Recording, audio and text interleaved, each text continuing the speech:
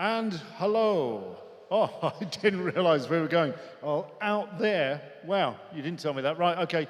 So here we are at Manor Classics auction on the 22nd of September of 2021. I'm with Julian. You're going to be the auctioneer today? That's right, and we kick off live in, well, it's counting down, isn't it? 46 minutes. And Simon Hucknall, you are vintage veteran and other specialist?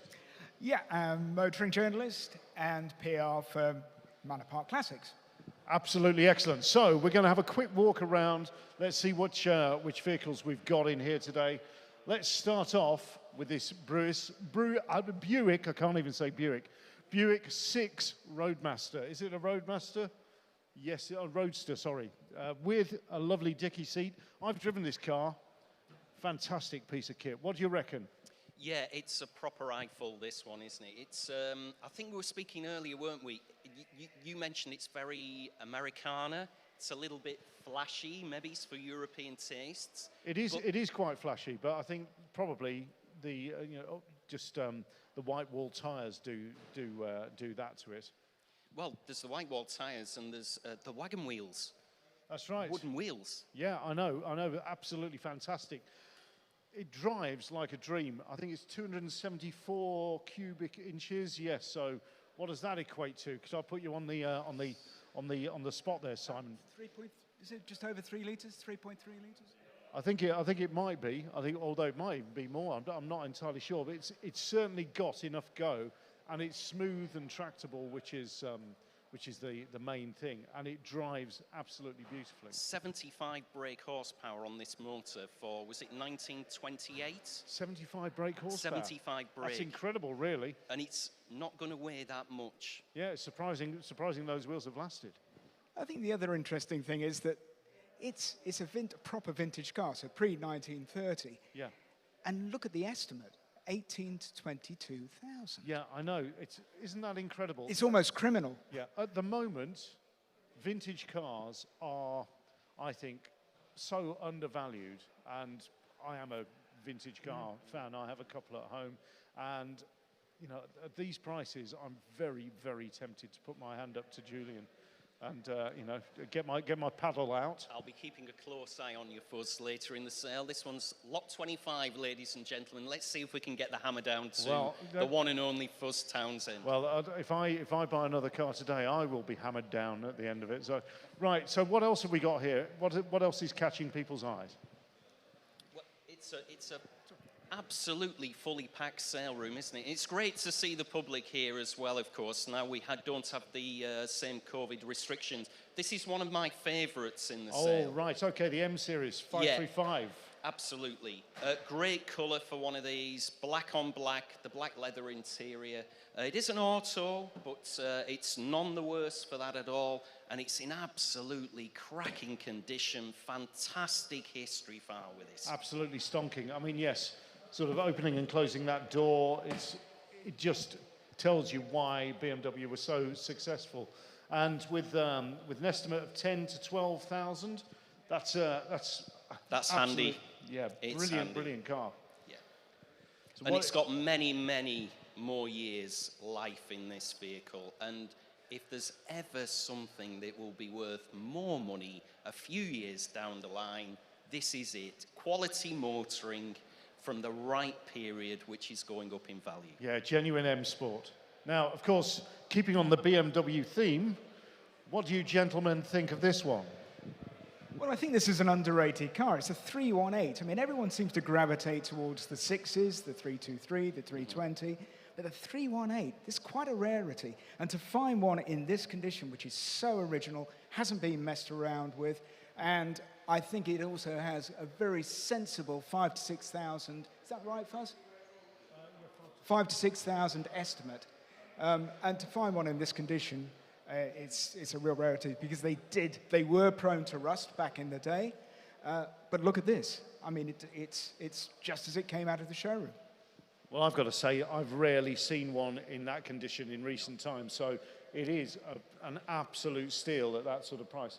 I think whoever goes away with this car is going to be very lucky and have a really great modern classic that they can keep, as I think will be an appreciating asset.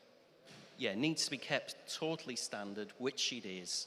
But this is turnkey reliability, modern classic, absolute. Shall we move on? Okay, let's carry on. Yet another BMW here. Now, somebody rocked up in something similar to this outside my workshop yesterday. Did they? I looked at it and I thought, actually, I quite like that. And you know, this is what year are we on here? We are on 2003. I think this still looks amazingly modern, really. I think the proportions are great, and you know, it's priced at 18 to 22,000. So you've got you've got a lot of power there. 67,000 miles. It's a 3.2 litre, lovely straight six. Now I know that you know, sort of later cabriolets like this are now sort of V8s and stuff like that. But I like these. I like these straight six versions. I think the other thing is, again, this is quite an underrated one. I think I used to test these cars back in the day when I was at Autocar, and the straight six for me it wins every day over the V8 that came later. I think it's the perfect combination in an M3. I think so, and I even like the interior. This is one of the only cream interiors that I'm ever going to appreciate. Maybe because, yeah, I don't know. Maybe I think it works with the exterior paintwork. Well, just before we move on, we've had quite a bit of debate over the exterior paintwork. What colour do you think this is, gentlemen? No idea. It seems to change every time you look at it, and depending upon how you view it, it's, yeah, no idea. It looks like a bronze, doesn't it? It kind of almost is. It's almost is a bronze, but dare I say it? If I make a cup of instant coffee, I see those kind of hues with the caffeine on the top kind of thing. It just has that sort of, it reminds me of that. Oh my goodness, please don't make me a cup of coffee. I'll have a tea instead. Isn't it supposed to have that kind of Oil film, slick. that multicolored, Slick. yeah, like a slick on top Maybe of in it. your workshop, Fuzz. Oh, right, okay. Well, come on. Let's move on across here. We've got, oh, wait a minute. Okay, well, that's very true. What have I've nearly walked past, sorry. Well, how could you walk past this first? I mean, this is a real gem. So it's a MG Montego 2-litre EFI, not the turbo version, and that's a good thing because I think when the turbo came out, it was very early days of turbo, and they were quite unique things to drive, shall we say? But the 2-litre, this is a real gem, and in this condition as well. It also comes from my hometown. I noticed, right. South Leicestershire garages, Evington. But this is a real fun, and I believe the mileage is genuine, 66,000, and it still has the original dealer plates on it as well. A proper rare car. I wonder if everybody out there in Facebook land could tell us how many are still on the road. It won't be very many. I can tell you exactly how many of those are on the road. Oh, have you read the information on the windscreen? No, I just have this knowledge. I have this knowledge in my head here, in my hat. In your okay, it's permeated through. This is the knowledge from hat. The stratosphere. There are 11 of this particular model. Only 11? Still on British roads, yeah. Well, that's currently registered on UK roads by the DVLA. Well, there we are. So you're it not was going on to, there after all. You're not going to pass one on your way home, are you? Or you'll have to be very lucky. That's right. You would have to be very lucky. I've got to say that the interior is stonking as well. It's great. Again, 80s and 90s cars really coming through now, and really making their presence felt. And some great examples out there, such as this one. How dare I walk past it to get to this Escort Mexico 1.6. It's a Mark II. By jingo, that is a good-looking car. What a colour. What a colour. Lovely from the period. The Mexico stripes on it. Very, very evocative when you saw these on the road in the old traffic light Grand Prix. Now, look underneath. Look at the cleanness of this car underneath. It's so good. It's so good. I wouldn't use it. I'd just put it away. And everybody likes a hot Ford or a sporting Ford. I think cars like this can be a fantastic investment. And I think it's true to say that if you were to buy a regular or even a basket case Mexico, you'd still pay handsomely for it, but to restore it to this condition, you'd be paying way in excess of the estimate, which is 35 to 45,000. Yeah. So it, in a way, it represents excellent value. Well, yeah, I totally agree. I mean, at at my workshop, £60 per hour, 100 hours, 6,000 quid. So very quick. I can absolutely guarantee that an Escort like this would likely take 800 to 1,000 hours or something like that. So actually, just work it out from there. Here's one that's good, ready to go. What's the mileage on it? We have, let's see, 26,000 miles, which is decent low mileage. Keep it that way. That's what I'd do. It's almost too good to use for me, but that's because I treat my cars terribly. And then, okay, you want to have a look at the Aston?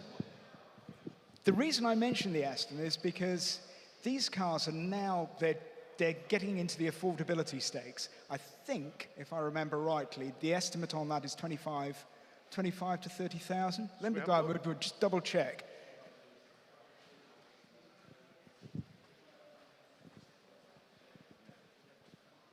Yeah, 25 to 30,000.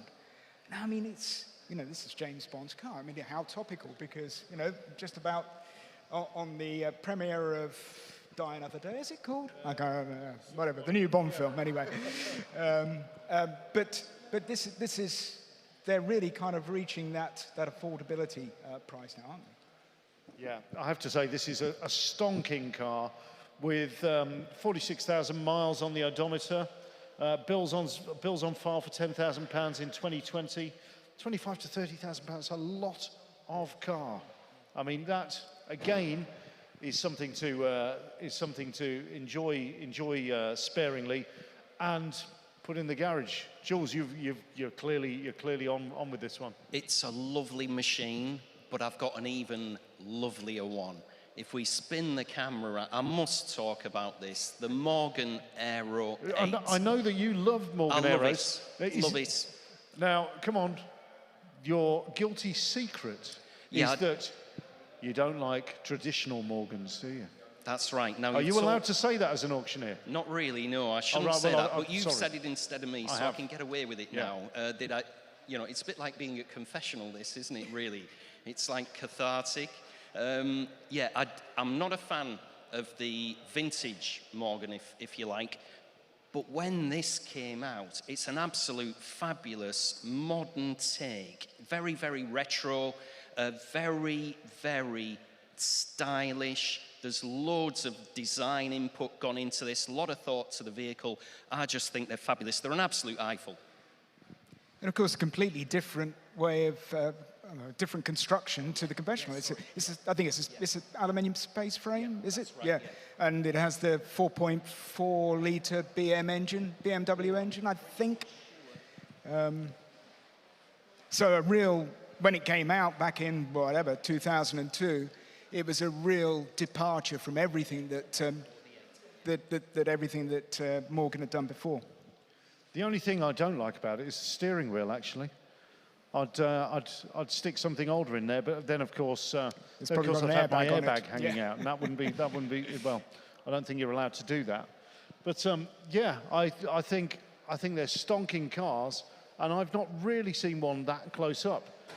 They nowadays show their age, but I think anybody who goes for something like this is going to find themselves sitting with a great car, and dare I say it, more usable than a more ordinary Morgan. Definitely. It kind of falls into the same category as the MG V8. It's a similar design philosophy, isn't it? We'll look at our DNA, but we'll drag it straight into the 21st century.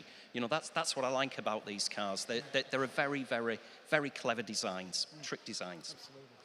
But we won't look at the MG. What I'd like to do, I know we're going to do quite a bit of walking here, Elliot. I do apologise. I would like to look at the van if possible, because we don't get very many vans in the sale room, because not very many have survived at all. And here we've got lot 55 in the sale. Is the Fordson. Absolutely tremendous. This is from, I've just had to refresh my memory, from 1955. Just 3 owners from new on this one. I mean, you just can't find these light commercial vehicles at all. They're just not available. Now, I have driven this particular van, and I love it. However, it's not going to break any speed records unless we're talking in negative figures, because you know you've got three forward speeds, and most of the time you don't really you know sort of get up to any speed above 25 miles per hour. It's sedate. It's sedate, yeah. It is sedate, but magnificent. I mean, what a vehicle. In fact, why would you want to drive it any more quickly? Because, let's face it, if you've got something like this, you want it to be seen. And I know nothing about this van at all, but it's quite unusual, isn't it, that for there to be pre-war.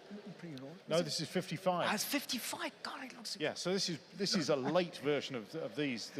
But this is really the start of the period when manufacturers started to build bespoke vans rather than car-derived vans. That's what I was going to say. Pre-war, It was all car-based stuff that was converted, but this is a proper van, isn't it? Yeah. Well, these are they may be painfully slow, but this one I used to own an E83W, and it didn't have a passenger seat in mine, but this one does.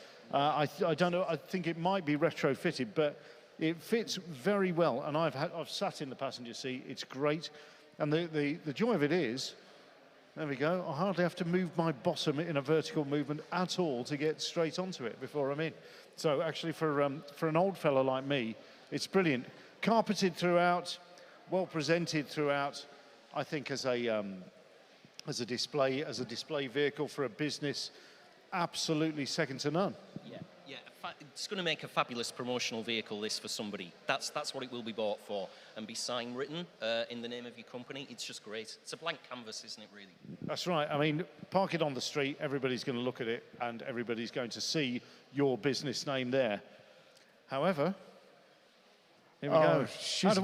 How do I look next to my new car? It suits you, sir. Yeah, do you think so? Yeah, no, I think I could pull this one off, actually. I think I've waited a long time to be able to stand next to a Rover P5B and look like I'm not trying to steal it. But now I think I fit. And it's just so wonderful in there. Let's face it, these cars were thought of as, dare I say it, poor man's rolls at the time. That was it. This is, and you could see why. I mean, if you sit in it, it is a glorious thing. This is a really early version. I think it's 1968, so it doesn't have the. I think the head restraints were standardized in later models, but it is absolutely original. It's only done about 54,000 miles from new. I think I can't remember how many owners it's had, but it's been very well cared for throughout its life. It is. And it's a lovely thing, these cars. Unfortunately, a lot of them went onto the banger tracks because they have a kind of a very substantial subframe at the front, which made them excellent for that. Yeah. Fortunately, some cars like this have been well preserved, and they're an absolute joy to drive. I used to have one back in the 80s when you could pick them up for hundreds of quid. What a rake. And, oh, God, wonderful, wonderful thing. My enduring memories of this particular vehicle were all the BBC and ITV news programs in the 1970s through to the 1980s, quite a long way through the 80s, with Ted Heath, Margaret Thatcher, a raft of government ministers using these vehicles way past when the production had finished and there was more modern machinery. They just loved these vehicles, and you can see why. Yes, well, you often saw Margaret Thatcher's Willie stepping out of here. We're talking Willie Whitelaw, of course, and so yes, he's pulling up. Well, and apparently Harold Wilson, when he ran his, he had a special pipe stand built into the rear of the car. Yes. Brilliant, brilliant. Let's just have a look. Does this just happen to have a pipe stand in there? Oh, what a shame. It's not the one. But I'm sure that with a little bit of ingenuity and a little bit of effort, a pipe stand could be recreated. So now, I particularly like this car.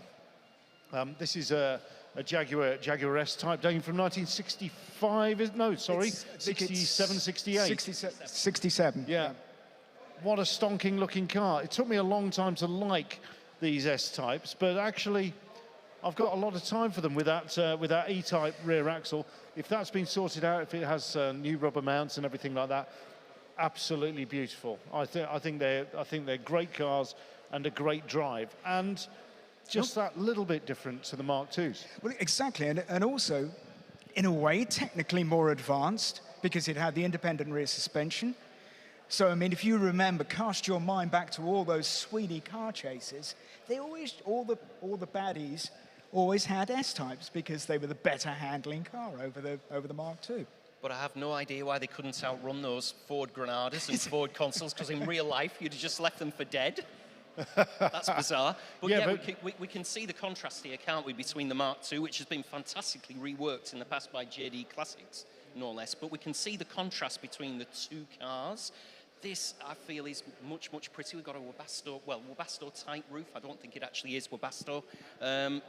Yeah, I feel these have a lot more going for them than the Mark IIs. The Mark II seem to be very more plentiful in classic circles. These seem to be a little bit more exclusive. I know what you're saying, yeah, and if you want to drive your car through a wall of cardboard boxes, this is the car for you. Yeah. An 18 to 22,000 estimate. Yeah, well, 18 to 22,000 for the S-Type, as opposed to for the Mark II. Now, this is a great Mark II, 38 to 42,000. This is the 3.8 litre, the one that everybody wants. But this has had a few updates, upgraded by JD Classics. Engine, gearbox and diff overhauled, fitted with XJ40 automatic 5-speed gearbox, which I think is actually quite a sensible mod. Oh, this is a phenomenal piece of kit. You know, the purists would say there's nothing really left of the Mark II, so they would, you know, turn their back on it. But I think they're missing a trick here.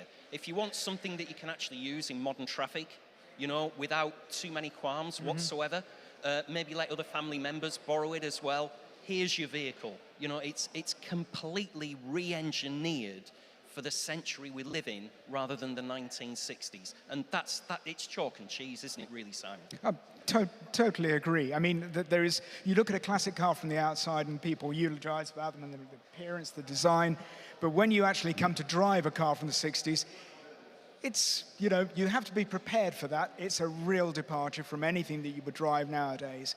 But this car, as you say, it's had sensible modifications. It still looks like the 60s original, but inside, you know, it has things like air conditioning, has power steering, etc., etc. So, yeah. Yeah, so a few more modern comforts in there, which is great. It looks well, and I like it. It's got the Coombs-style rear arches as well, which I've always liked. Although I did for many years prefer those. I'm going back towards spats now. Maybe a bit of covering up. Maybe it's perhaps what I need to do, cover up, as you know, all us older gentlemen need to do every now and then. I've been told that before now as well. That's why I've come in my work attire. I've decided to follow your lead, Fuzz. Yeah. And I've actually come in my work attire for a change. Well, obviously you've got a that's your work attire. It is, I'm afraid to say, yes. Is it? I thought it was your Sunday best. Listen, that can't be your work attire if you've got a handkerchief popping out the top, as does Simon. We must have a look. So you're quite right, Simon. The Mercedes Adenauer. All I can read. Well, this car speaks for itself. Okay, well, Simon, I'm going to hand over to you. I mean, I have driven this car, and it's you know, it's a great driver. I did feel, though, when I was driving it, that actually, if I bought it, I'd like to be driven rather than be the driver. Not because of any way, you know, because of the way that it drove, but just because of the style. I'd rather be, you know, sort of swanning around in the back there and going and doing what I want to do, go about my business, whether it be at the company or at the club, and then getting back in.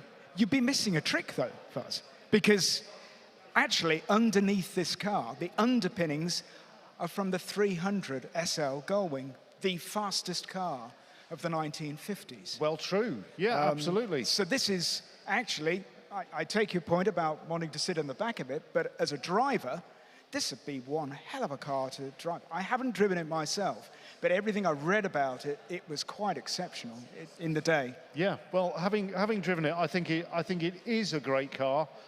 But I have to say, you know, I did feel that I wanted to be, I wanted to be chauffeured rather than the chauffeur. I felt like a chauffeur. Now, the only thing in the interior that has been altered that I can see is there has been repairs to the driver's seat, which I believe were essential. Everything else inside there is absolutely beautifully patinated, and that seat will wear in with enough bottoms going onto it. And this is, I believe, an original UK car.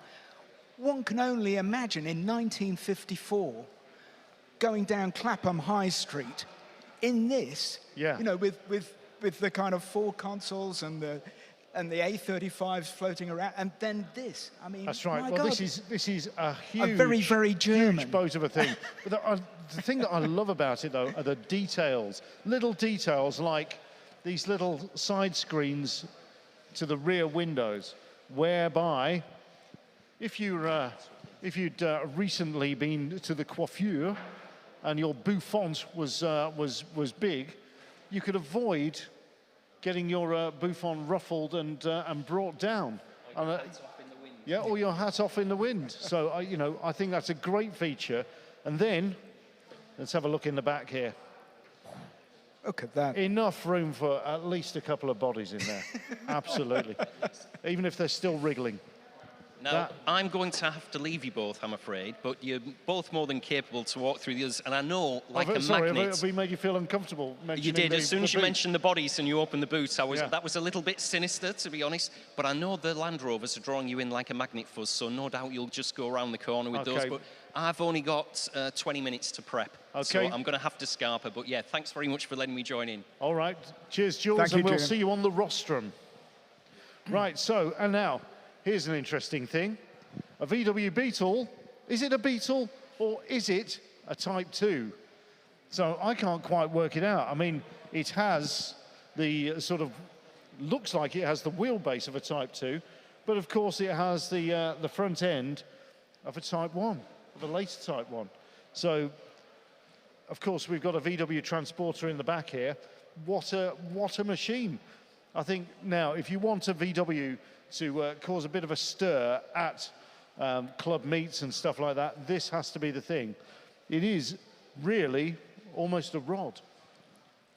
It is. I have to say, I have very, very little information about this. It's running at 11 to 13,000 pound estimate, and it's based on a 1971 Beetle. Look at the size of the deck in the back. I mean, that is one hell of a. You could get quite a lot in there, couldn't you? Well, you can actually, and let me say that in the 1970s, when I was about 11 or 12, I used to help a milkman from Woolner Brothers Dairies in Walsall, and they used Type 2 transporters with a canopy over the back, and so I remember the decks being as big as this, and this actually reminds me, dare I say it, of the milk floats. So I can imagine reaching in and getting 4 bottles of Stera out for Mrs. Smith up the road, walking all the way up to the 8th floor of the flats, dropping it off, only to find out that she wanted some cream as well and having to go back down. But yeah, I think it is a huge space. Again, possibly a great vehicle if you've got a business that you want to promote. Absolutely. So let's have a look in the little room at the side here. So we've got a beautiful TR3 here. Now, I do like a TR3. I think they're much underrated cars, and yeah, absolutely wonderful. I think this one presents well. It's obviously been loved well. What's your take on the TR3s? I think it's a remarkable car, and I think it's there's a purity about its design, which is, you could argue, was kind of lost as you got into the TR4s and the TR5s. This is a far more, in a way, a far more sophisticated car, to my mind. Lighter, more biddable on the road. Yes. Yeah, I think, and they drive absolutely brilliantly. I absolutely love them. You know, a few little blisters on the paintwork and stuff like that. But actually, I don't mind a car presenting like this. I think it's reasonably, you know, that's nice and honest. So that will absolutely do me. What's the estimate on that? We're on the 22 to 26,000, so it's a 57. Yeah, 57 car. That's not a bad price at all. And it's a home market car with British Motor Heritage Certificate, fully matching numbers. And of course, huge club support. That's the other thing about Triumphs. You're never alone with a Triumph. Quite an interesting one here. So it's formerly the property of Sir John Robson Rogers, who was the executive chairman of the Royal Automobile Club Motorsports Association from 89 to 98. There we go. Maybe there's something a little bit special about this car underneath all of that. Who knows? But of course, here's a competitor. A little Frog Eye, 1960 Frog Eye Sprite, in current ownership for 27 years. And it's the odometer's showing 49,000 miles with an estimate of £7,000 to £9,000. Now, I do like a Frog Eye. I prefer a Frog Eye over a midget, and this being a genuine one rather than one that's just had a faux front on, I think it's great. It's got super light type wheels but otherwise, other than that, change those and you could be back like it's 1970 rather than 1960. I mean, I think the putting radials on and having the mini light replicas, a little bit controversial, but in actual fact, it's going to drive beautifully with that, isn't it? That's true. That's true.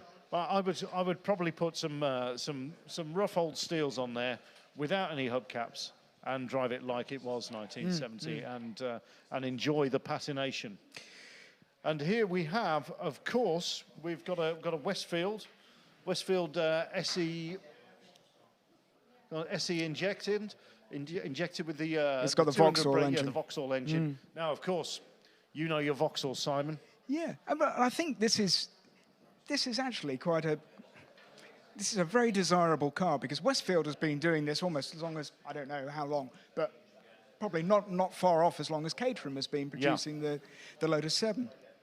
And this is actually a privately, it wasn't a factory build car, but it was done with painstaking care and attention back in the day. It's a 1998 car and really offers, I mean, Westfield, it's exceptional. I mean, it offers all the kind of thrills that you would get with a Caterham, but at far less money. We're looking at £9,000 to £11,000 estimate. That's absolutely great. Now, having driven one of these around Bruntingthorpe, I have to say, absolutely brilliant fun. And it's the only time I've had my tail out enough to find myself returning the way that I've just come.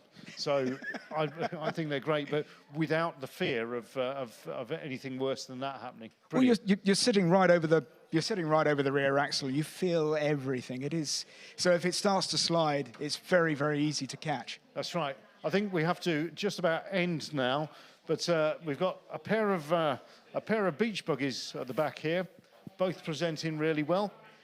You know, pick your colour, pick your spec.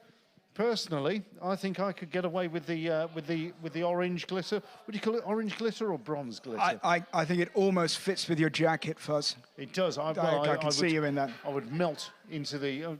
I am a glittery character, as it is, as rightly you point out, I'm sure, and I think I would disappear into the interior there quite nicely. You'd only know I was there when I smiled. But of course, every child should have one of these, I think. Now, this is a little, well, I think it's based on a sort of mini quad or something like that. It's 150 cc's. I know that at least the cameraman has been up the hill there and back in it. It will pull. It's got a winch on it. What a fantastic thing. if I want to be 10 and receive this for Christmas. And so, right, well, we better get on because the sale is about to start at 1 o'clock. You're not too late to register to bid online. If you live around the corner, you can get down here to Manor Park Classics, which is on Tudor Road, Runcorn, WA7 1TA. So manorparkclassics.com if you want to register. The auction is about to start, so if you are bidding, happy bidding, and we wish you luck with your desired motor vehicle. Thank you.